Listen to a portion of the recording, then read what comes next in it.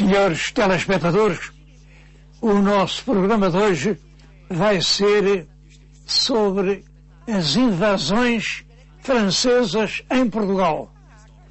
É um período complicado, os estudantes queixam-se com razão que não percebem bem porquê, escreveram-me alguns e eu vou falar nisso. É preciso compreender. As invasões são uma consequência para Portugal da Revolução Francesa. A Revolução Francesa é realmente uma agitação, uma transformação social violentíssima que sacode a França nos finais do século XVIII. A primeira manifestação alarmante da Revolução é a tomada da Bastilha. A tomada da Bastilha é em 1789. Bom, as razões, creio que eram estas: um grande desenvolvimento da burguesia francesa, e os burgueses agora já não concordavam que quem governasse fossem só os nobres, e um grande desenvolvimento também das camadas populares. A Revolução Francesa é eminentemente popular, é dos sans-culottes. Sans-culottes quer dizer sem calções. Essa gente invade realmente o Palácio Real, aquilo vai-se agravando cada vez mais, prende o rei, mata a rainha, e isso, como não pode deixar de ser, provoca, enfim, uma reação dos outros países que querem salvaguardar as suas monarquias. E então fazem coligações militares para atacar a Revolução Francesa. Numa das coligações, das primeiras, Portugal entrou. Portugal entrou sem ter nada que entrar, mas foi isto. A Espanha, governada então pelo Manuel Godoy, declarou guerra à França e pediu-nos a nós, portugueses, que dessemos uma ajuda. Bom, e o governo português, que tinha muito boas relações com o espanhol, não pôde evitar mandar uma divisão de 5.000 ou 6.000 homens para a guerra, uma guerra que é a campanha do Roussillon. O Roussillon é uma província da França que fica ali, paredes meias com a Catalunha, junto dos Pirineus, uma região muito áspera. Bom, e os portugueses lá mandaram a sua divisão, andaram na guerra, bateram-se bem, mas o governo espanhol, o Manuel Godoy, sem nos dizer nada, durante a guerra, fez um acordo com a França. É a paz de Basileia. Agora, a Espanha era aliada da França e era contra a Inglaterra. Nós não fomos ouvidos nem achados. Nós ficámos metidos ali. Por um lado, estávamos a fazer guerra à França, por outro lado, a Espanha já não tinha feito. Foi realmente um desastre. Essas tropas foram repatriadas com muitas baixas. Bom, a partir desse momento, o governo português tem uma posição muito difícil. Por um lado, diz que estava em guerra com a Inglaterra, mas não estava. Por outro lado, queria manter a amizade com a França. Bom, e até ao ano 1808. Pode-se dizer que a política portuguesa de neutralidade é uma obra-prima, dirigida pelo príncipe regente, que depois veio a ser Dom João VI. Nós conseguimos, enfim, transigindo, negociando, manter-nos amigos da França e da Inglaterra, que eram inimigos feudais. Essa grande guerra europeia é fundamentalmente entre a França e a Inglaterra. Entretanto, em França, depois dessa destruição do Estado, da Convenção, do período do terror, é uma coisa horrorosa, aparece uma figura extraordinária, um verdadeiro gênio, que não era francês. Ele nasceu na Córcega. A Córcega também não era nem francesa nem italiana. Ele era um corso, um homem de gênio, de uma energia extraordinária e, sobretudo, um homem fascinante. Um homem que convencia completamente as pessoas a quem falava e levava atrás de si os soldados, nem que fosse para as aventuras mais temerárias. Bom, era um homem que parecia invencível. As coisas, entretanto, tinham passado de uma forma incrível. O tal general tinha sido mandado à Itália, tinha feito uma campanha fulgurante da Itália, vai a Paris, apodera-se de um lugar no diretório, porque em vez da realeza havia agora 3 diretores, ele faz diretor, mas faz-se diretor, primeiro cônsul, depois único, depois imperador. Em 1804, Napoleão é coroado imperador pelas mãos do próprio Papa. Pelas mãos não é bem assim, porque quando o Papa lhe ia pôr a coroa, ele tirou a coroa das mãos do Papa e pô-la ele próprio na cabeça. Isto é como quem diz, em mim ninguém manda. Bom, foi imperador desde 1804 a 1814. São 10 anos de glória e sangueira para a França. O Napoleão mandou fazer um grande arco do triunfo em Paris, com 100 e tantas vitórias. O arco do triunfo devia estar em Londres, porque quem venceu essa conflagração europeia foram os ingleses, não foram os franceses. Bom, mas enfim, a história é assim. Os franceses foram derrotando, foram negociando, mas há um ponto em que os franceses não conseguem vencer. É a oposição inglesa. Os ingleses têm uma esquadra muito poderosa que destruiu a esquadra francesa na Batalha de Trafalgar com o almirante Nelson e, portanto, nessa altura é que surge uma coisa muito importante: o bloqueio continental. O que é o bloqueio continental? Napoleão, como não consegue vencer a Inglaterra, decreta em 1806 aquilo que ele chama o bloqueio continental. O bloqueio continental seria a asfixia económica da Inglaterra. Todos os portos europeus eram proibidos de receber navios ingleses, mercadorias inglesas, de despachar coisas para a Inglaterra, de receber cidadãos ingleses. Tinham que prender os ingleses todos, tinham que confiscar as fortunas todas, tinham que apreender também os navios ingleses. Bom, os países ou aceitavam isto ou tinham guerra. Todos os países aceitaram, menos dois.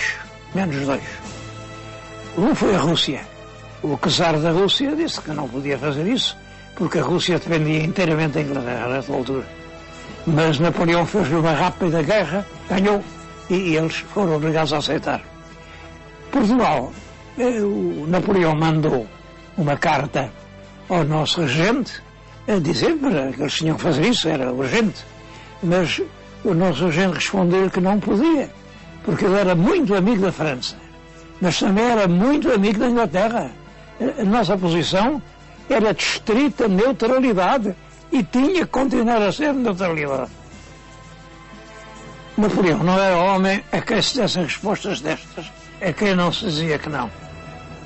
Napoleão mandou invadir Portugal por um exército grande, comandado pelo Junot, que era um grande general. Junot tinha sido sargento com Napoleão e Napoleão tinha-lhe posto na alcunha o sargento Tempestade, que era um homem de uma rapidez. Bom, veio a primeira invasão, encarregada de acabar com Portugal. As ordens de Junot era prender a família real, era acabar com a dinastia de Aragança, era dividir o reino em 3 talhadas para entregar lá aos dependentes de Napoleão. O reino do Algarve, por exemplo, ficava para o Manuel Godoy, para acabar com tudo isto.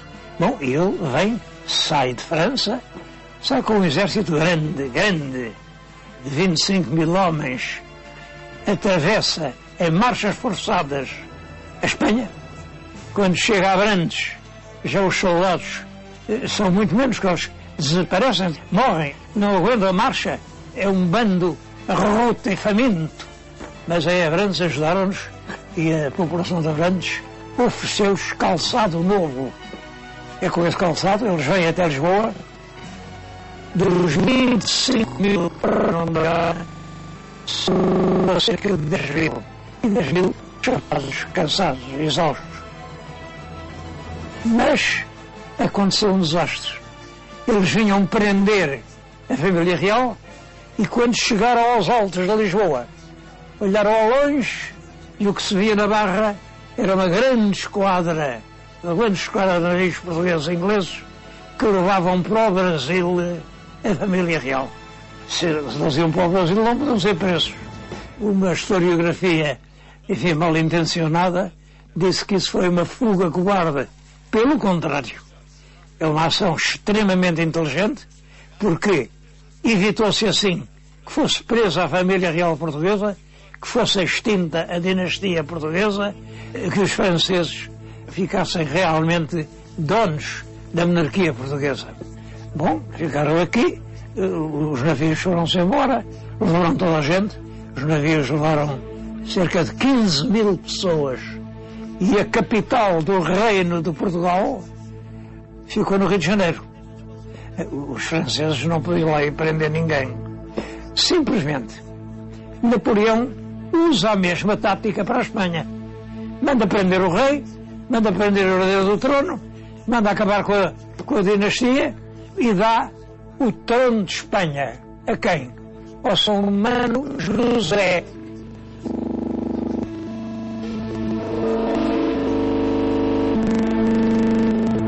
Napoleão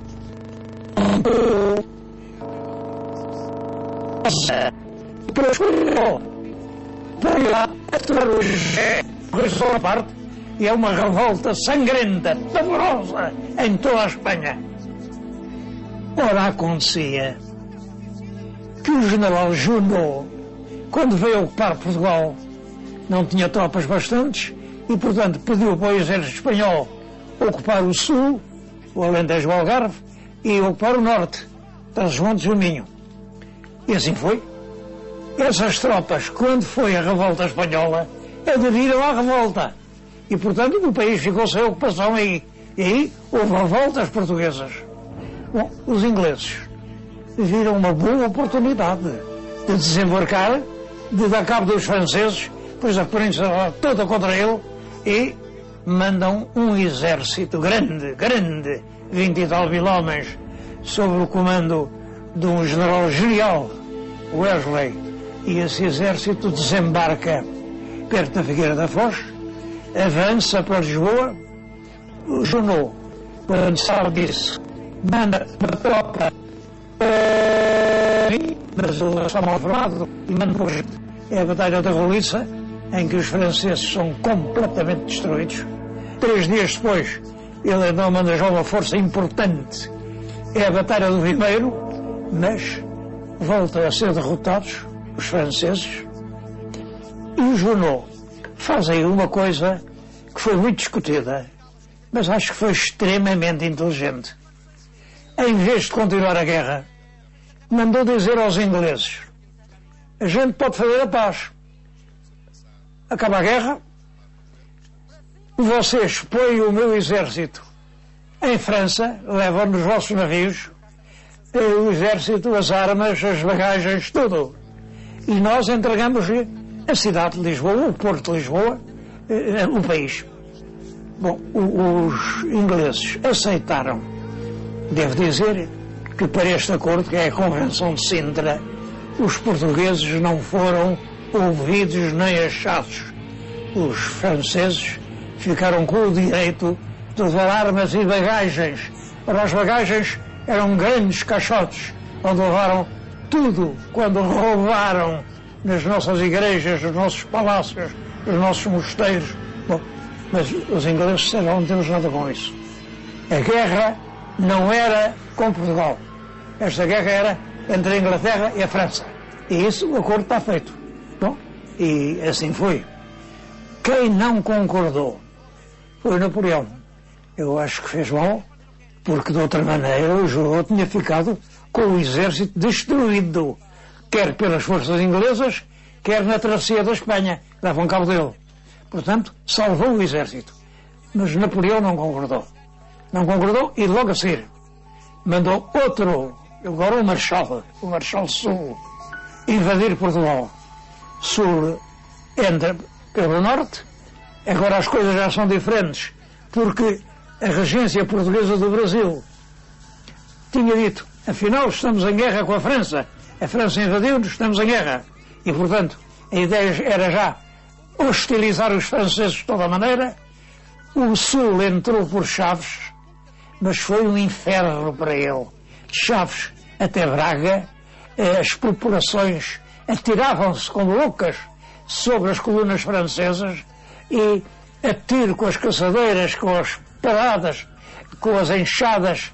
Foi uma guerra constante e cruel. Bom, até que Sul chegou ao Porto, parou no Porto. É nessa altura que se dá a tragédia da ponte das barcas.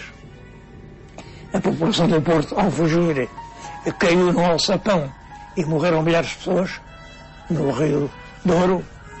Sul está ali há algum tempo e tenta avançar para Sul, vem até à linha do Volga, mas realmente a oposição dos ingleses, agora já também dos portugueses, é grande e ele vê que não tem outro remédio senão ir-se embora. Portanto, sai do Porto, atravessa a Galiza e vai outra vez para a França. Napoleão também não concordou com isso, porque realmente era evidente que Portugal, nas mãos dos ingleses, era um perigo para a França. Portugal sempre foi amigo dos ingleses. E isto era uma testa de ponte, um ponto de desembarque. Portanto, Napoleão manda a terceira invasão, agora comandada pelo Marechal Massena. Massena era um homem notável. Entra pela fronteira da Beira, vem direto a Coimbra, depois toma o caminho de Lisboa, mas os ingleses, e agora já com os portugueses, tentam barrar-lhe o caminho no Bussaco, na Serra do Bussaco. Põe as suas tropas nas alturas do Bussaco e não os deixam passar. Bom, mas a vitória é relativa, porque o Massena contorna a Serra do Bussaco e continua o caminho para Lisboa. Continua, só para diante das linhas de Torres Vedras. As linhas de Torres Vedras eram um conjunto de fortificações com muita artilharia que faziam 3 linhas a proteger Lisboa para evitar um ataque súbito dos franceses, como poderia ter sido o ataque de Massena. Bom, mas o Massena chegou ali e parou. Isso para mim é uma das dúvidas, porque ele trazia grandes forças. Ele mandou pedir baixo para Paris, aquilo não chegava. Não sei. A Rússia acaba por não aceitar o bloqueio continental e ele invade a Rússia. Com um exército imenso, em 600.000 homens. 600.000 homens que não são todos franceses, são austríacos, são alemães, são saxões, são italianos. Bem, toda a gente da Europa faz um exército gigantesco e avança para a Rússia.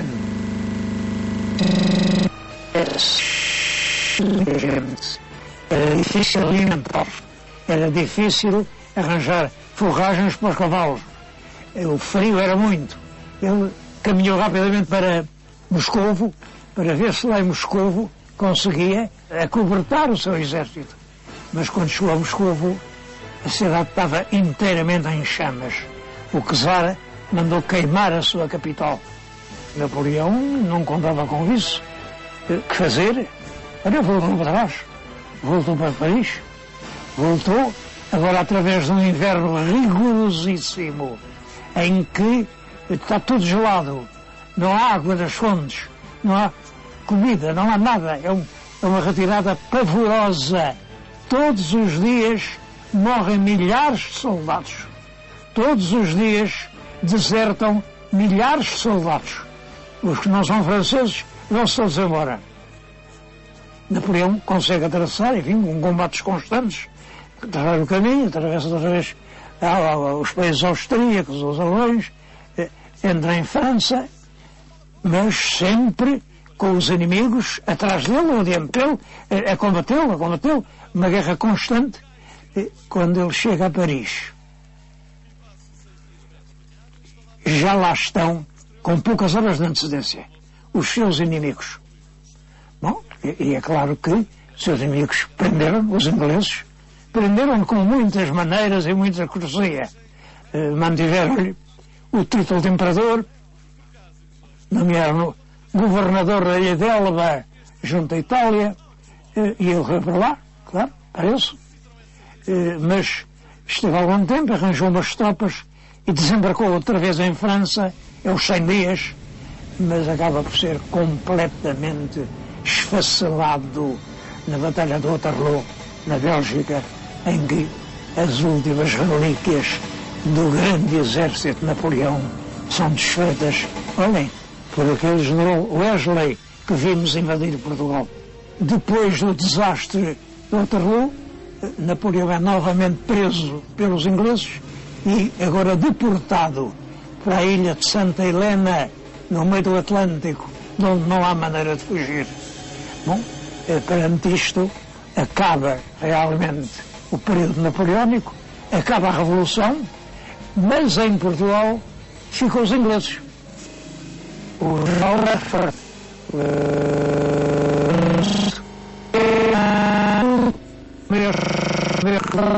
a totalidade de impostos nacionais é para a guerra. Ele organiza um bom exército, já com portugueses, arma-o de novo, mas enfim, o país está desgostoso. Então não tem rei, o rei está no Brasil, não tem dinheiro, o dinheiro é para o exército, não tem autoridade, a autoridade é dos ingleses, e isto provoca em 1817 uma primeira revolta em que é sacrificado Gomes Freire de Andrade, e depois em 1820 a revolta do Porto, a revolta liberal, em que o exército vem para a rua e declara que é indispensável uma Constituição liberal em que o poder é atribuído ao soberano do Congresso, não é funcionário que cumpre a instrução do Congresso, que manda ao soberano Congresso. Esta revolução obriga o rei a voltar do Brasil. Esse regresso da corte a Portugal provoca uma revolta no Brasil. O Brasil não está disposto a voltar a ser colónia. Eles, aliás, não eram colónia, era o Reino Unido do Brasil. Mas torna-se independente e começa aí um ciclo novo da história portuguesa.